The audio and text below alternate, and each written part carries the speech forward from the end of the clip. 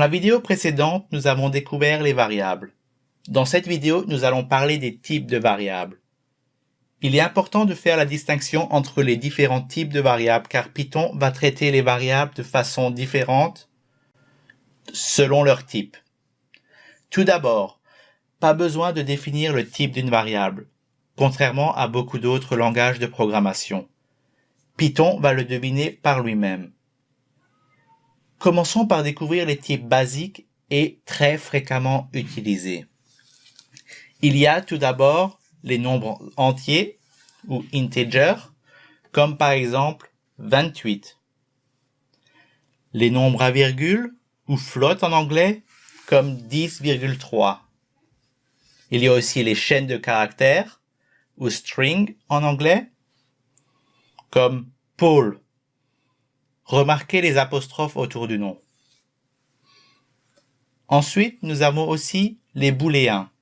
Un booléen est une variable qui est soit vraie ou soit fausse. Donc, leur valeur est soit true ou false.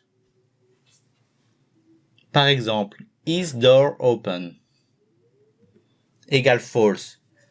Attention à ne pas mettre d'apostrophe autour du mot true ou false, sinon c'est une chaîne de caractères. Nous avons aussi des listes qui peuvent contenir plusieurs objets. Une liste se crée en mettant nos objets entre deux crochets, séparés d'une virgule. Par exemple, une liste de nombres entiers va ressembler à cela. Liste 1 égale, j'ouvre mon crochet, 1,2, 3, 4 et je ferme mon crochet. Parlons un peu des listes. Allons ouvrir notre terminal et démarrons une nouvelle session Python.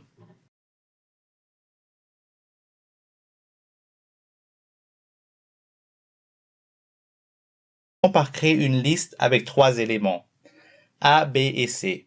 Appelons notre liste A égale, j'ouvre mon crochet, je mets A, B, C. N'oubliez pas les apostrophes autour de chaque lettre. Pour accéder à chaque élément de notre liste grâce à son index, par exemple, A de 1 va nous retourner la valeur B.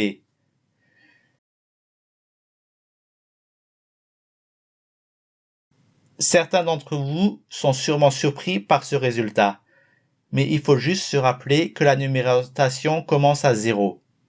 L'index 1 va retourner le deuxième élément de notre liste. Pour accéder au premier élément, nous pouvons faire A de 0. Voilà pour cette petite parenthèse sur les listes. Retournons à nos types d'objets. Comment savoir ou vérifier le type d'un objet? Nous pouvons confirmer le type d'une variable à l'aide de la commande type. J'ouvre ma parenthèse, je mets le nom de mon variable et je ferme ma parenthèse. Allons tester tout cela dans notre terminal.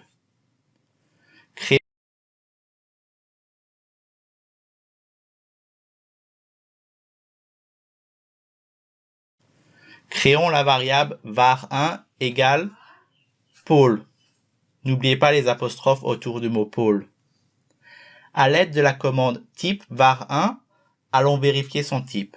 Selon Python, c'est une string ou chaîne de caractères. Faisons la même chose avec la variable var2 égale true. True avec un T majuscule. Type de var2 est un booléen, car il n'y a pas de guillemets autour de mot. Testons quelques variables supplémentaires. var3 égale 4. Type de var3, c'est un integer ou un nombre entier.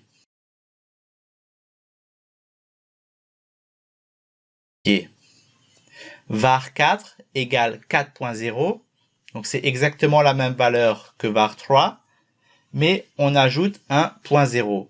Le type de var4, c'est un float ou un nombre à virgule.